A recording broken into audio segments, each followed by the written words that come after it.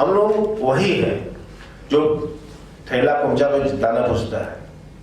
हम लोग वही है जो 20 साल तक नीचे दुकान ऊपर मकान, 40 साल तक दो पीढ़ी तक जिंदगी बीत जाती है, हमारी नस्लें बदल जाती है, लेकिन हमारी स्थिति नहीं बदलती। क्यों नहीं बदलती है? क्या हम कमाते नहीं है? क्या मेहनत नहीं करते हैं? तो हमारी स्थिति इसलिए नहीं बदलती है कि हमारी बातों को नीति और नियम बनाने वाला वहां कोई बैठा नहीं है।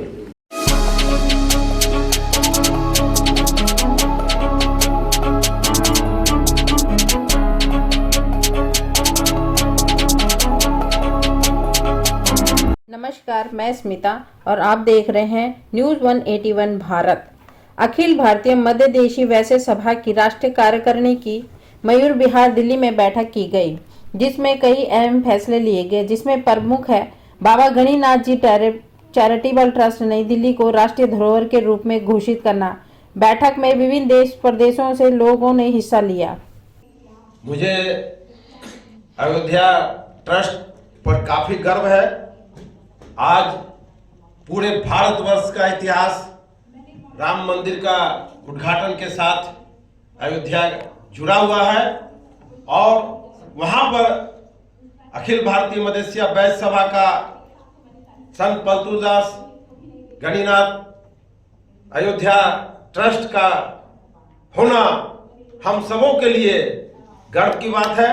मैं बिहार से बिलोंग करता हूं और आपको बताना चाहता हूं कि वहां जातीय गणना हुई है, जातीय आधारित गणना हो चुकी है और उसमें हमारे कानू हलवाई समाज की जनसंख्या 37 लाख है और 37 लाख है। और हम लोगों ने अभी पटना में चप्पा चप्पा में पोस्टर युद्ध चल रहा है। समाज की ओर से हम लोगों ने पोस्टर वार किया है, उसमें मांग किया है कि भीख नहीं भागीदारी चाहिए और जनसंख्या के अनुपात में हिस्सेदारी चाहिए। तो लोकतंत्र को जमहूरियत कहा जाता है। जमहूरियत वो तर्ज हुकूमत है जिसे बंदों को गिना जाता, तोला नहीं जाता। तो गिनती हमारी है तो जनसंख्या के अनुपात में हिस्सेदारी मिले, इसके लिए हम लोग संघर्ष करेंगे। आज राष्ट्रीय कार्यकारिणी की बैठक हुई है। आज से मनोज बदसिया जी के नेतृत्व में हम लोग संघर्ष तेज करेंगे और जो भी पार्टी हमारे समाज को लोकसभा में टिकट देगी, विधानसभा में टिकट देगी, हम लोग उसके साथ होंगे। आपको बताना चाहते हैं कि बहुत दुख के साथ कहना पड़ता है कि सब लोग वोट हमारा ले लेते हैं, इस्तेमाल कर देते हैं, कि दुख के साथ कहना पड़ता है कि आज तक कानू हलवाई का एक भी बेटा लोकसभा या राज्यसभा में सदस्य नहीं बन सके हैं। तो हमारी ये इच्छा है, संगठन की इच्छा है और संघर्ष हम लोग करने के तैयार है कि इस बार 2024 के चुनाव में मतलब कि कानू हलवाई समाज का बेटा लोकसभा में प्रतिनिधित्व करे। राष्ट्रीय कार्यकारिणी की बैठक अखिल भारतीय मध्यदेशीय वैश्य सभा द्वारा आज आयोजित किया गया था, जिसमें महिला संगठन, युवा संगठन, पूरे राष्ट्र के हमारे संरक्षक, प्रदेश के अध्यक्ष, सभी लोगों के साथ बुलाया गया था। आज मीटिंग रखने के लिए, पिछले कार्य को अवलोकन करने के लिए और आगे आने वाले चुनाव के लोकसभा चुनाव है उसकी तैयारी करने के लिए, इसमें ज़्यादा से ज़्यादा हमको कैसे टिकट मिले, कैसे भागीदारी हो। मैं राष्ट्रीय अध्यक्ष पिछले 2 साल से बना हूं और 2 सालों में हमने 3 राष्ट्रीय धरोहर, जो हमारे कुल देवता बाबा पलवैया धाम जो बिहार में है, वो 3 शेड में पहले रहते थे, वो निर्माण मंदिर था, वो बिहार सरकार सहयोग द्वारा, समाज के सहयोग द्वारा और उस मंदिर को निर्माण कराया गया ताकि हमारे जो भारत, नेपाल, बांग्लादेश जो हमारे समाज के भाई, हमारे जो जाति के लोग रहते हैं, हमारे कुल देवता के दर्शन कर सकें और एक तीर्थ स्थल बनाया गया। दूसरा, आप अभी देखे होंगे कि अयोध्या में बड़ा भव्य राम मंदिर का आयोजन हुआ।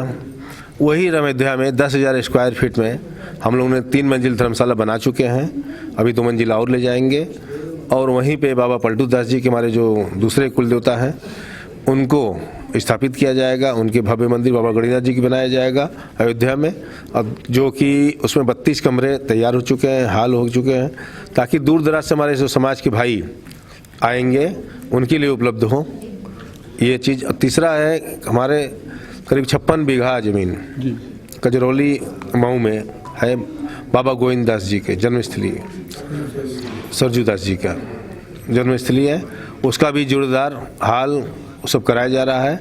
और जो ज़मीन का वो एक्वायर कर लिया गया, कभी 100 एकड़ सुना गया था, लेकिन अभी 55-56 एकड़ बची हुई है हम लोग के पास, जो कि हम लोग उसको संरक्षित किए हैं। इसमें देखिए करीब करीब 38-39 जातियाँ हमारे पास, उपजातियाँ, कुछ को जहाँ जहाँ बोल चाल भाषा में बोले जाता है।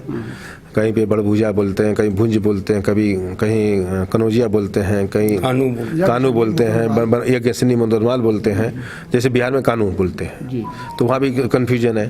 तो हम लोगों को इसीलिए संगठन बनी हुई है ना, कि जो समय हमारे बाबा गणिनाथ जी महाराज हमारे कुल देवता थे, उन्होंने बनाया था, एक सिस्टम बनाया था कि ताकि पहचान हो सके समाज है। मैं अखिलेश कुमार गुप्ता, राष्ट्रीय मंत्री, झारखंड धनबाद से हूँ। आज दिल्ली में तीसरा राष्ट्रीय कार्यकारिणी की बैठक हुई है। इस बैठक में हम लोग का कई मुद्दा अहम पारित किया गया है। हम लोगों का यहाँ पर पहले संगठन का 3 साल का कार्यकाल चलता था, जो कि अब 5 साल के लिए अनुमोदन हो चुका है। और हम लोग जो हमारे समाज के और भी संगठन जो अलग अलग खेमे में हैं, उसको भी जोड़ा जा रहा है। और एक हम लोग का 3 राष्ट्रीय धरोहर है। दिल्ली का जो हम लोग का ट्रस्ट है, चैरिटेबल ट्रस्ट, उसको भी राष्ट्रीय धरोहर में लेने के लिए विचार हो चुका है, जो कि इस संबंध में हमारे जेपी गुप्ता जी विशेष तौर पर बताएंगे। मैं जेपी गुप्ता, अखिल भारतीय मधेसी वैश्य सभा का सदस्य हूँ और सलाहकार भी हूँ। ट्रस्ट जो हमारे दिल्ली ट्रस्ट अक्सर काम कर रही है, उसके लिए हम लोग अभी ज़मीन हमारा ऑलमोस्ट लगभग फाइनल होने वाला है। धर्मशाला बनाने का क्या उद्देश्य है आपका? इसलिए कि हमारे जो समाज के गरीब विकास हो, और जो गरीब लोग से आते हैं, चाहे कोई इलाज के लिए आते हैं। दिल्ली एक ऐसा प्रदेश है जिसमें हर कोने से हर कोई आना चाहता है, उसको कुछ न कुछ काम पड़ता रहता है। इसलिए हम चाहते हैं कि जो गरीब है, जो हमें परेशानियाँ हो, वो हमारे आने वाले समाज को, हमारे वाले जो नया पीढ़ी है, उसको दिक्कत ना हो। इसलिए ऐसा है, मैं पीछे समस्तीपुर बिहार से हूँ। मैं दिल्ली पंजाबी बाग में रहता हूँ और लगभग अखिल भारतीय मधेसी वैश्य सभा से लगभग 25 सालों से जुड़ा हुआ हूँ। और वर्तमान में मैं बाबा गणिनाथ जी चैरिटेबल ट्रस्ट के राष्ट्रीय उपाध्यक्ष हूँ।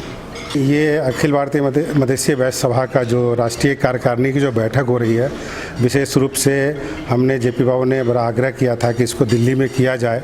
और जो संगठन जो थोड़ा सा अविकसित हो रहा है, संगठन में थोड़ी सी जो कमियां हैं, जो खामियां हैं, उसको दूर करके लोग आएँ। पूरे प्रदेश से, पूरे इंडिया के सभी प्रदेशों से लोग आए हुए हैं। संगठन को कैसे आगे बढ़ा जाए, कैसे मजबूती दिया जाए, संगठन का नेतृत्व कौन करेगा आगे। हर एक समाज में क्या होता है, आप किसी वर्ग में देखिए, कोई न कोई नेता, बड़े लोग हैं जो इसको लीड करते हैं अपने समाज को। हमारे समाज में कोई ऐसा नहीं है कि आज आह्वान करे, कुछ करे, जो मिनिस्ट्री में कहीं भी जाके अब समाज के लिए आह्वान करे और समाज एकत्रित हो, और जो हमारी मांगे हैं, जो समाज आज पिछड़ा हुआ है, पीछे है, उसको आगे लेके जाए। तो कई बिंदुओं पे संगठन कैसे मजबूत हो, संगठन को कैसे आगे बढ़ाया जाए। ट्रस्ट का जो चल रहा है काम, उसमें कहाँ तक अभी आगे बढ़ा? ट्रस्ट का लगभग 181 सदस्य जुड़े हैं। 35 जो है ट्रस्टी बनने के लिए उन्होंने सहमति जताया है। और ट्रस्ट के रिगार्डिंग ही आज का भी जो बैठक है, इस पहलू पे भी इस पे जोर दिया जा रहा है। सभा से क्या उम्मीद कर रहे हैं? सभा से उम्मीद है कि ट्रस्ट को एक राष्ट्रीय धरोहर के रूप में शामिल करेंगे और आह्वान करेंगे कि पूरे इंडिया के लोग आएँ और जुड़ें, ट्रस्ट से जुड़े। और दिल्ली में जो एक बहुत दिन से वैचारिक था कि यहाँ पे कार्यालय हो, अखिल भारतीय मधेसी वैश्य सभा का भी कार्यालय हो, ट्रस्ट का भी हो, बहुत उद्देश्य भवन हो, जहाँ पूरे देश विदेश से जो अपने समाज के लोग आते हैं, गरीब इलाज कराने आते हैं, पढ़ने आते हैं, व्यापारी वर्ग आते हैं, उनको रहने के लिए दिक्कत होती है, असुविधा होती है, उनको सुविधा मिले। इस लक्ष्य को लेकर के हम लोग ट्रस्ट के माध्यम से एक हमारा अखिल भारतीय मधेसी वैश्य सभा काफ़ी 1905 से पुरानी संस्था है, और एक ट्रस्ट क्या है, जगह जगह ट्रस्ट है बने हुए हैं, वो ट्रस्ट के माध्यम से हम सुविधाएं दे सकें। गरिमा शाह, राष्ट्रीय मंत्री, झारखंड से आई हूँ। राष्ट्रीय महामंत्री पुष्पा गुप्ता, मैं दिल्ली प्रदेश से हूँ। मैं बबीता गुप्ता, पुणे से आई हूँ। मैं महिला मंत्री हूँ वहाँ की। मैं सुनीता साहा, बिहार से आई हूँ एंड फीमेल, राष्ट्रीय फीमेल मेंबर। आप आई हैं तो क्या भागीदारी है आपकी, महिलाओं की इस संगठन में कितनी भागीदारी है, इसका मतलब? देखिए, जब हमारा समाज जो है पूरे वोटिंग परसेंटेज में 52% आता है, तो उस समाज में यदि आधी हिस्सेदारी तो महिलाओं की ही मानेंगे ना आप। आधी आबादी हमारी है तो अपने समाज में भी आधी भूमिका हमारी ही है, और निश्चित रूप से हमारे समाज की महिलाएं बहुत जागरूक है और हर चीज़ में बढ़ चढ़ कर हिस्सा लेती हैं, और वो चाहती भी हैं कि आने वाला जो लोकसभा चुनाव है उस चुनाव में सरकार ऐसे चुन करके आए जो महिलाओं के संवर्धन और संरक्षण के लिए काम करे और उनको आगे लेकर के चले और उनके विषय में नीतियाँ बनाए। ये अखिल भारतीय मध्यदेशीय वैश्य का संगठन एकीकृत का बैठक है, जो हम सब महिलाओं को एकत्रित होने के लिए यहाँ बैठक रखी जाती है और वैश्य बिरादरी को एक करके आगे बढ़ाने के लिए ही हमारी जो मार्गदर्शन अध्यक्ष जी देते हैं हम उसी पथ पे चलने की अग्रसर में रहते हैं। मैं पुष्पा गुप्ता, उपाध्यक्ष आसाम। मेरा नाम आरती देवी है, मैं नोएडा से आई हूँ। जी नमस्कार, मैं कन्हैया प्रसाद गुप्ता, अखिल भारतीय मध्यदेशीय दिल्ली प्रदेश का अध्यक्ष हूँ। सभा की अध्यक्षता करते हुए हमारे राष्ट्रीय अध्यक्ष माननीय मनोज मदेशिया जी, इस सभा को संचालन करने वाले श्री अखिलेश बाबू और तमाम अन्य प्रदेशों से आए सभी पदाधिकारियों को मैं अपना प्रणाम आप सभी के चरणों में प्रेषित करता हूँ।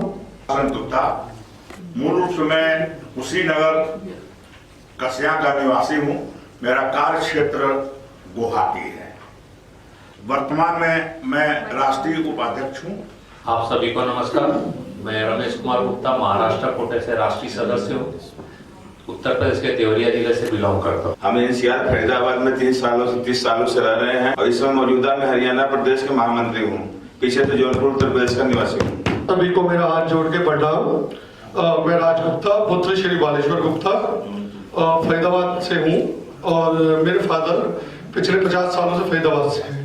मैं एक व्यवसायी हूँ और अभी वर्तमान में मैं अध्यक्ष हरियाणा प्रदेश हूँ। धन्यवाद। कुमार साहब, दिल्ली प्रदेश का महामंत्री। प्रदीप गुप्ता, मैं दिल्ली प्रदेश का कोषाध्यक्ष हूँ। प्रोफेसर सुरेश प्रसाद साहब, अध्यक्ष मध्यदेशीय वैश्य महासभा बिहार। को झारखंड जवाहर। मैं कुंदन कुमार गुप्ता, बाबा बैजनाथ की नगरी देवघर से अखिल भारतीय मध्यदेशीय वैश्य सभा का भी झारखंड का प्रदेश अध्यक्ष नेतृत्व में कर रहा हूँ। मैं दीनदयाल शाह, महामंत्री युवा समिति। मैं अनिल कुमार, गया बुद्ध के नगरी विष्णु धाम से आया हूँ। राष्ट्रीय संरक्षक के आए हैं। आज दिल्ली का प्रदेश राष्ट्रीय कार्यकारिणी की यहाँ बैठक बहुत ही अच्छे से संपन्न हुआ है। अभी खास करके दिल्ली प्रदेश के लोग जेपी गुप्ता, विनोद बाबू, डॉक्टर विनोद बाबू, सारे लोग बहुत इनका अहम भूमिका यहाँ रहा।